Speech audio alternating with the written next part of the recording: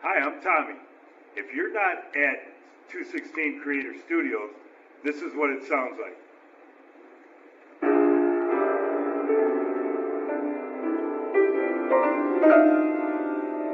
Now, if you are at 216 Creator Studios, this is what it sounds like.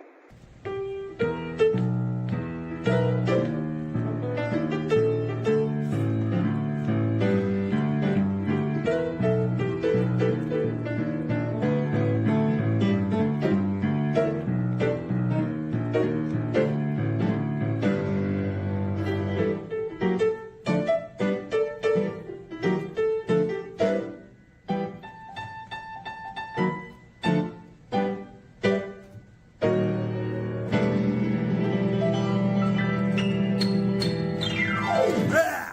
216creatorstudios.com.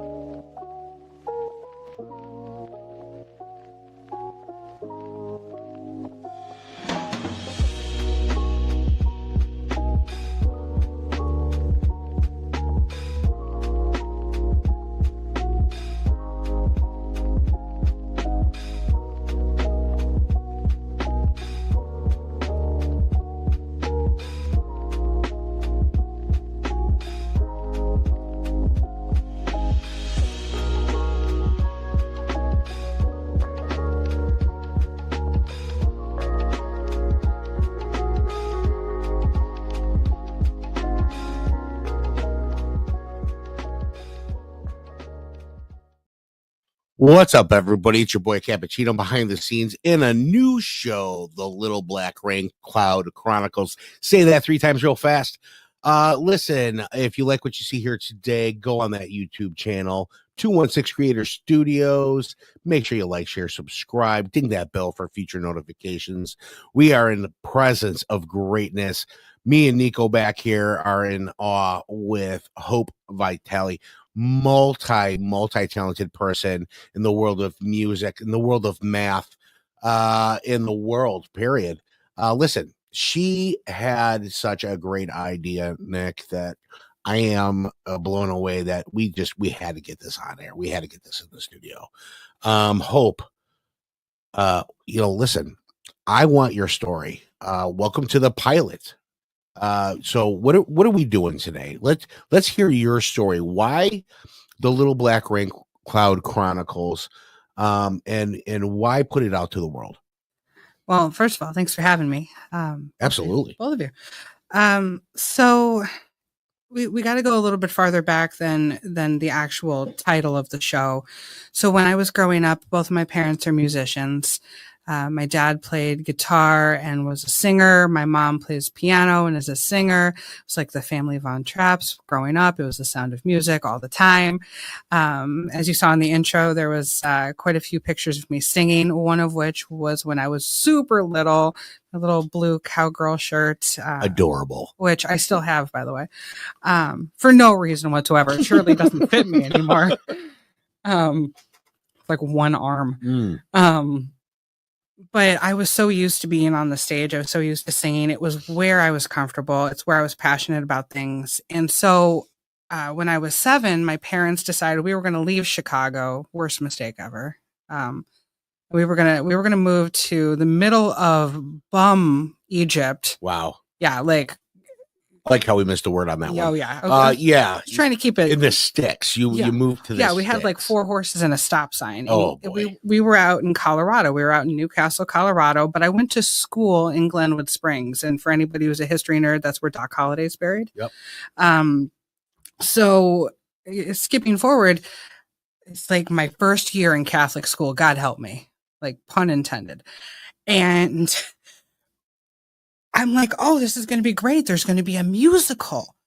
And the musical was called Whether You Like It or Not, Weather like the Weather Channel. And it was a weird adaptation of Shakespeare's As You Like It.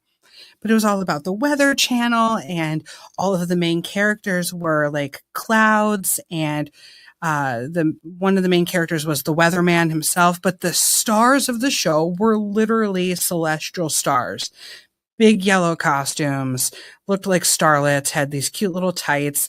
I wanted that part because I was used to being on stage. It had all the singing. I didn't really care that it was the main part. I wanted it because it had the singing. You had probably more confidence, right? Than most of those kids. I was so used to being on stage, and I could carry a tune in a bucket at that point. Yeah. And so I learned all the songs, I learned all the dances, and I did my audition, and I didn't get the part. I was devastated, but I did get a part. I got Little Black Raincloud number. Not even number one. Not even yet. number one. Number Wow. 2. Now, let's add insult to injury. We're going to talk about what most people don't say on air. My bully. Oh. We're not going to call this person by their name. We're going to call them It rhymes RJ. with. Okay. We're going to call them RJ. We're not going to give this person a gender. They're not worth it. Ooh. This person got the star role, like in all their glory, the star role, and told me that only pretty girls get to be stars. Oh, my God. I suppose I just gendered them. Whatever. So Ish. yeah, ish. RJ told me this, and I was devastated. And so I had no lines. I literally stood in the back in my little raincloud costume, swaying back and forth, which was my only job. I said nothing. I did nothing. It was like interpretive dance. They might as well put like a #2, Yeah. right? Like number 2 on you. Yeah, Right. 2 over my head. Right. If Scott were here, that would be his job. Yes, Just hold that up. absolutely. So I was a little black raincloud, and I took that persona and I ran with it because I didn't think I was worthy of being a star. And many therapists later, and many years later, and many high school musicals later, playing various parts, I realized that stars burn out. That's true. They How do. long, let me stop you right there. Yeah. How long did that affect you? Well, I was 8 at that point. It was the second year we were there, because there was a whole school issue. But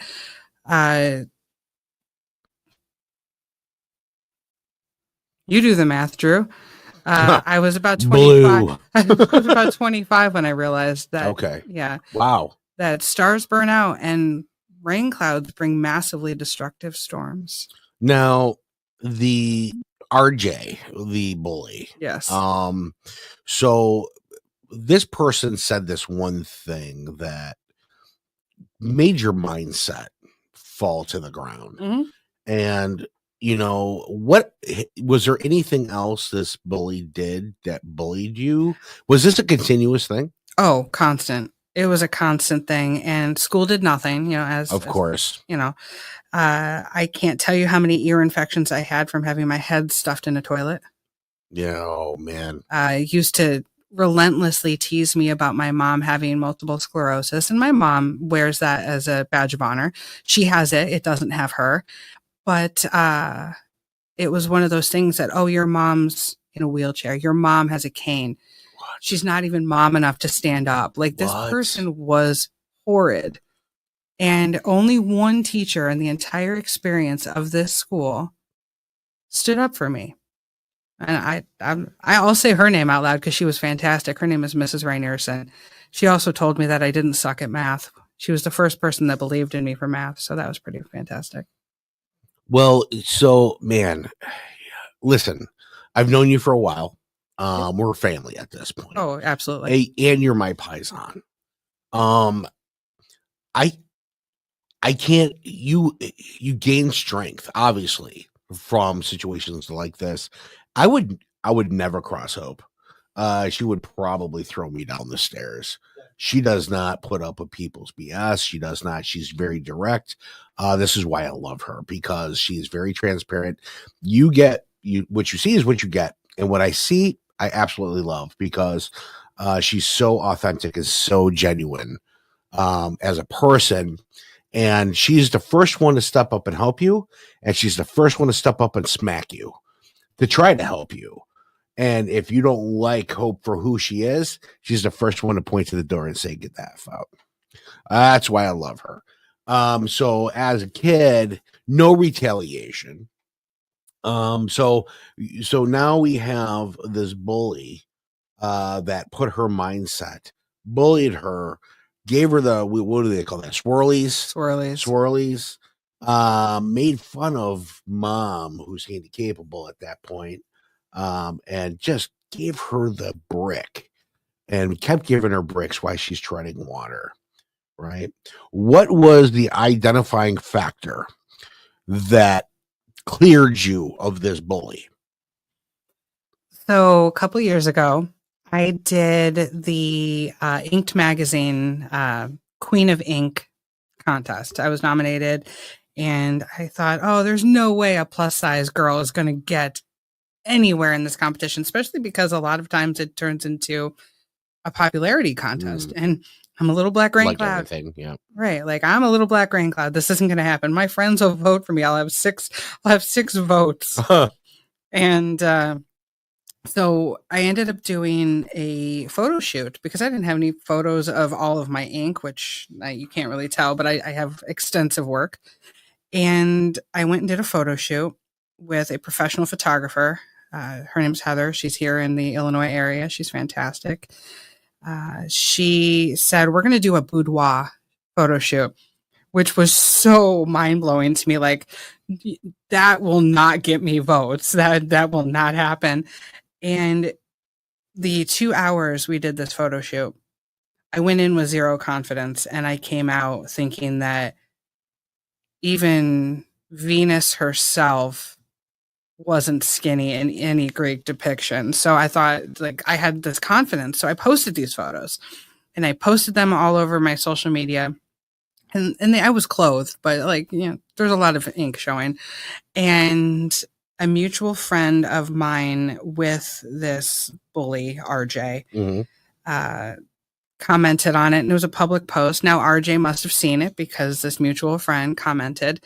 So RJ pops up in my inbox saying, I am so proud of you. Look at how far you've come. What? And I was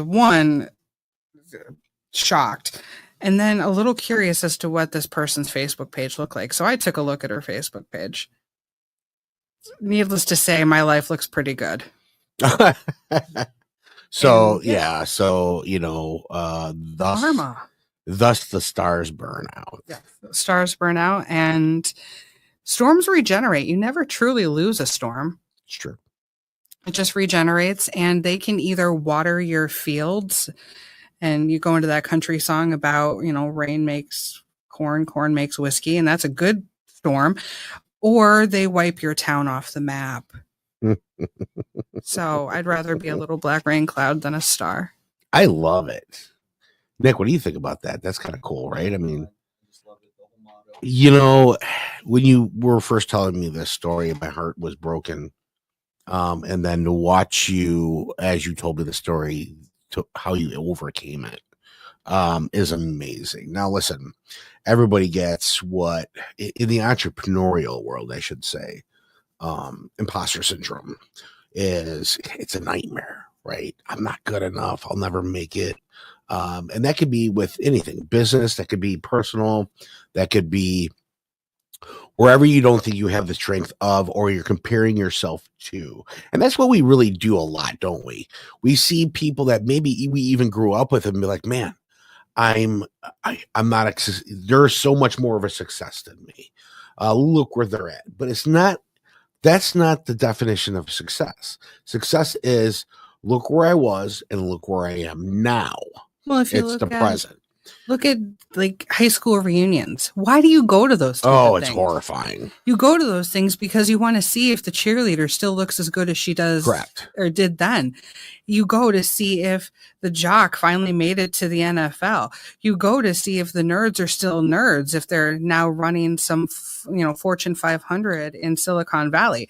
You don't go because you want to talk to these people. You go because popularity never ends. Well, 9 times out of 10, too, when you go to a reunion, and this is the opposite, and we brought this up on the grounds once, is the Dunning-Kruger effect. Absolutely. Where you're overestimating your own competence, right? Like, let me paint a picture of how awesome I am. I'm pretty awesome, and I'll be the first one to tell you how awesome I am.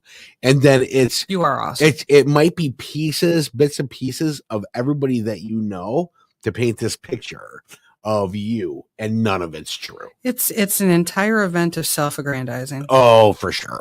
Well, and I don't know if you and I were talking about this or who I was talking to about this, but my goal in life, and this might sound completely backwards, but my goal in life is to be the dumbest person in the room. I usually am, without Google especially. I want to be the dumbest person in the room because that means there are so many people to learn from. Mm-hmm. If I'm the smartest person in the room, there's no growth opportunity. Well, and two, and I once again here I go repeating myself, Nick. I've said this before, and when I talk on these shows, there's going to be somebody out there like, man, are you just a walking bumper sticker? Listen, if you got 5 rich people in a room, there'll be a 6th.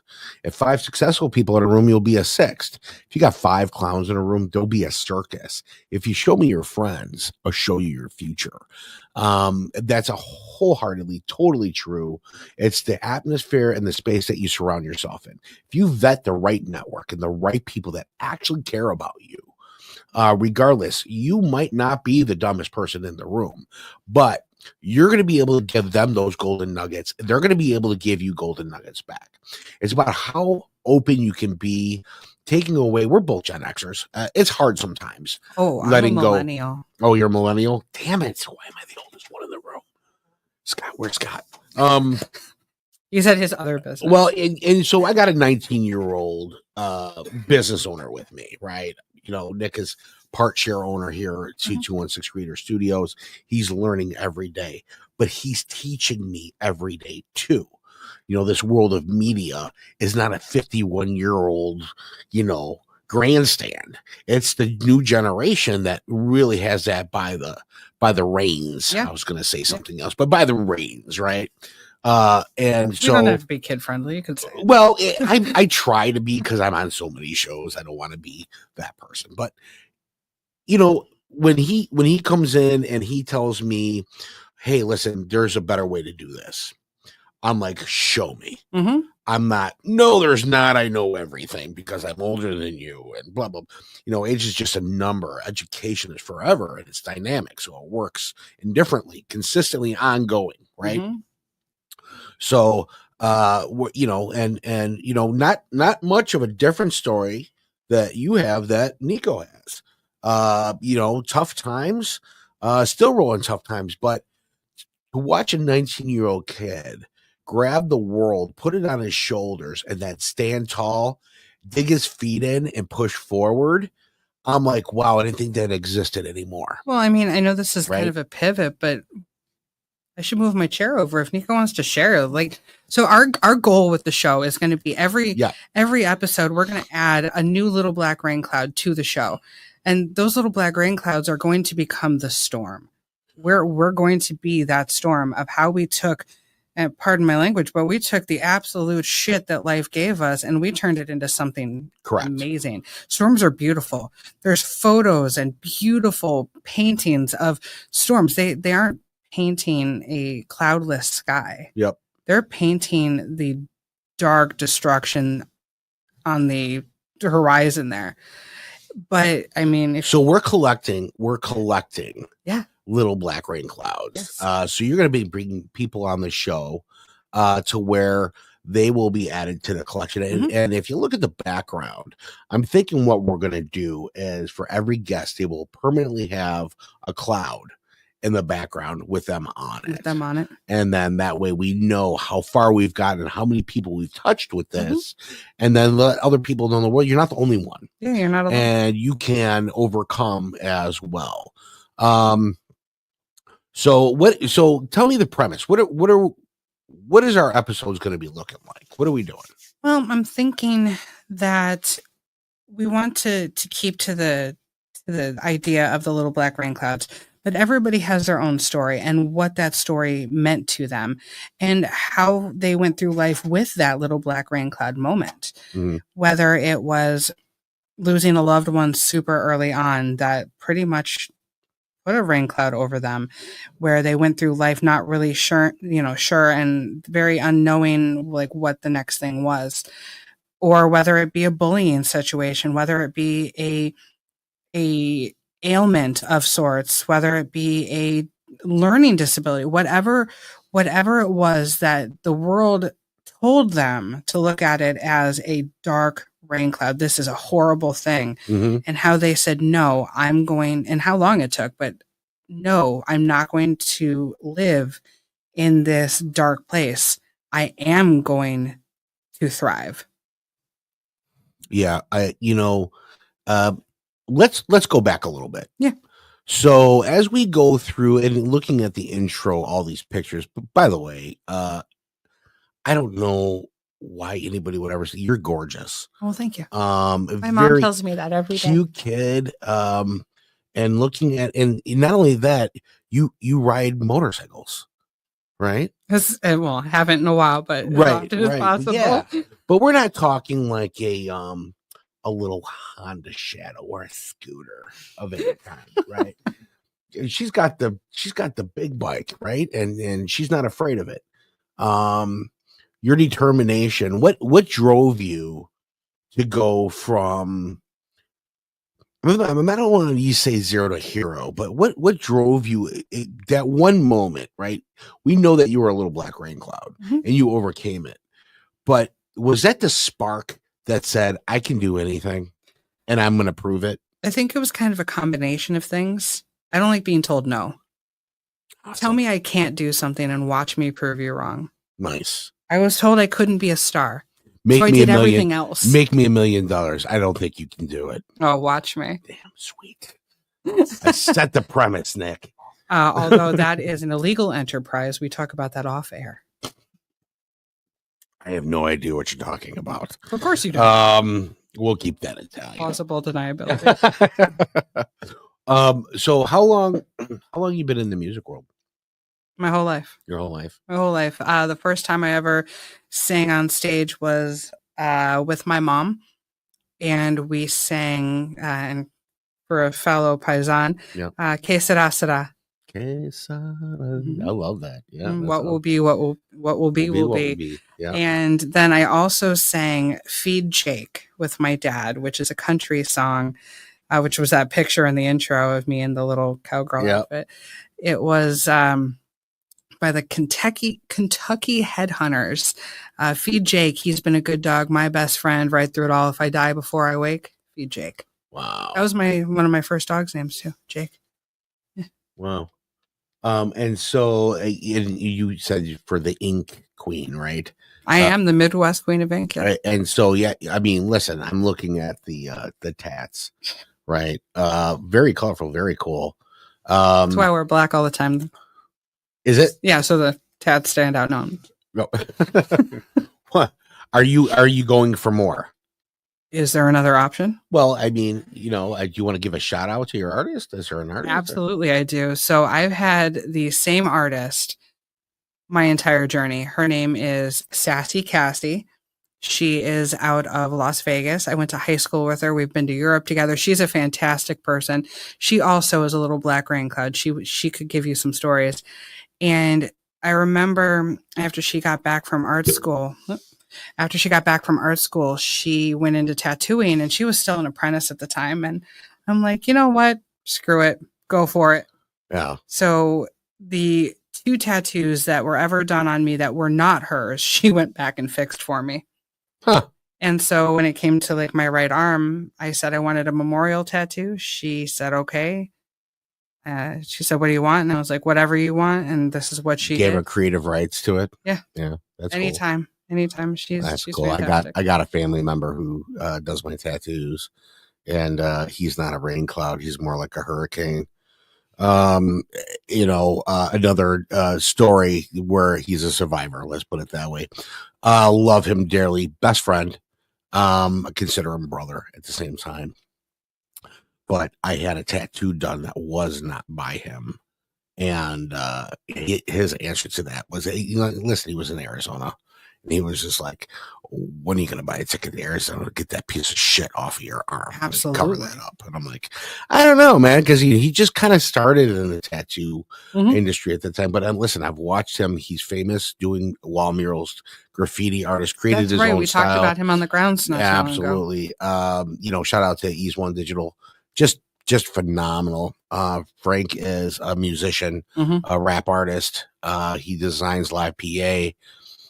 He's got his own studio. He lives in Appleton, I believe now, and he's out there. And I feel bad I haven't really seen him, so I plan on going take to see a trip. him. I mean, we can go to Arizona, then swing up to Vegas. I was going to go to Music Fest out there. Oh, they have Appleton Street Fest. It's like 2 miles of bands and stuff, and go live with 21.6 out there, kind of thing, and then give me an excuse to go see my fam. I mean, you could. It's a tax write-off too. Sure. Yeah. I don't think about that, but I got an accountant that thinks about that. I don't think about that shit. If it wasn't for my wife and my accountant, who's also a family member, I'd be the poorest person alive because I just know how to spend it. I know how to make it, but I also know how to spend it, and I usually spend more than I make. So that's why mathematicians such as yourself, right? And that was because somebody told me I couldn't too. Right. Well, sometimes when people tell me I can't do something, if I have no interest in it, I'm like, yeah, you're probably right. You're like, yeah, that's why I don't do it. I don't have time. I have to pick my battles. There's so much going on in life. So from Little Black Raincloud to Storm, collecting Little Black Rainclouds, our pilot episode. Stay tuned, folks. We're going to be doing a lot more of this. Anything else you want to add? This is a pilot episode, so we're 26 minutes in. We could go longer if there's anything else you want to add. Otherwise, stay tuned. We'll have all kinds of guests coming here into the near future. Just thinking about going forward, what kind of evolution will this storm see, and what are the little black rain clouds that are out there? I don't think it's just kids that were bullied, although too many kids are bullied. Yep. I don't think it's just about one type of rain cloud. I think there's going to be, and I don't think rain clouds are just in childhood. I imagine there's a lot of us that have had multiple versions of the rain cloud happen in their life. And did the first rain cloud help you overcome the second, third, fourth, 80th rain cloud? Correct. And what does that look like? And how do we help other people listening that might either have their rain cloud already or are currently going through their rain cloud or are going to have a rain cloud at some point? Right. How do we help them to, one, not feel alone? You have this rain cloud, but we are with you in it. Yep. And how do we help them to navigate through it? How do we create the perfect storm? Right. Right. Exactly. I love that. So I guess one more question for you. Sure. The question would be, if there are little black rain clouds out there and they, want to reach out to you, what's the best way to do that? You can give them some props on the show too. Well, for sure. This isn't a solo little black raincloud chronicle. This is multiple chronicles. Correct. So we want other little black rain clouds to call in. We want them to be a part of this. We're going to put an email link in the description. Yep. Where you can send in your rain cloud stories. Yep. You can ask your questions about how to overcome a rain cloud that you're going through. You can ask, obviously we're not therapists, but as other rain cloud, we don't owners. Claim to be doctors. I do on a Sunday once in a while. He plays one on TV. Yes, I do. I play one on pretend TV. We can have them. We can have everybody be a part of this. It's going to be a live stream from time to time where people you can chat in. Yeah, you can chat in. We can get you involved and really just make you part of this rain cloud storm. I love it, folks. So check it out. Look at the description below. Click that email link. Send in your story. Have hope. read that story. If you're okay with it, we read it out there, and then we can, throw our 2 cents at it. We have no problem doing that. And if you'd like to be a guest on the show, you can do that too. And so check out for that email link that we'll have below. I actually do have one raincloud story that I'd like to share, if that's okay. Please, absolutely. Sure, show. You can share whatever you want. I just didn't know if we were over. No, we're good. So I'm not going to name names, but Bob. We're going to call him the Grand Poobah. Oh. Yeah, that's what we're going to call him. It's like a Flintstones thing. He's fantastic. He is probably the best resilience of a terrible event and a massive black rain cloud in his life. Let's bring it back. This man, I know he won't mind me saying his name. His name's Larry. Larry is still to this day a teacher. He had a son, Nick, who was fantastic. Unfortunately, passed when he was a teenager, driving home late one night from a date. He was tired. He fell asleep at the wheel, and he passed. And Larry and his wife really didn't know, like, where do we go from here? Wow. What's next? That's the worst pain anybody as a parent can feel, is the loss of a child. And so going forward, he really didn't know, like, is this the end of the line? Like, what comes next? Almost like, why continue to move forward? Like, that's that mindset the for most that. painful pain you can feel. And now we just have to sit with it. And so what he ended up doing, he and his son had done so much math together over years and years and years of Nick just being, his son's name is Nick, of doing years and years of this math, curriculum. They actually turned that curriculum and all of the ways of learning that were easier for kids to understand and turned it into what is now a 1,000+ center math learning center. And I am in awe of this man. He literally created an amazing legacy from the darkest day of his life. Yeah. And he continues to this day to teach not only kids, but parents how to work with their kids on math, how to speak math in a way that makes sense to them, in a way that's comfortable, in a way that's fun, in a way that means something.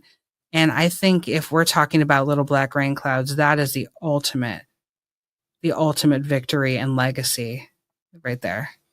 Yeah, great story. Wow. Well, I'm excited. So stay tuned, folks. Coming around the corner, we will see more of Hope, the Little Black Raincloud Chronicle, plural. And looking forward to seeing where this really goes. Awesome. Thanks, Hope. Appreciate you. Of course.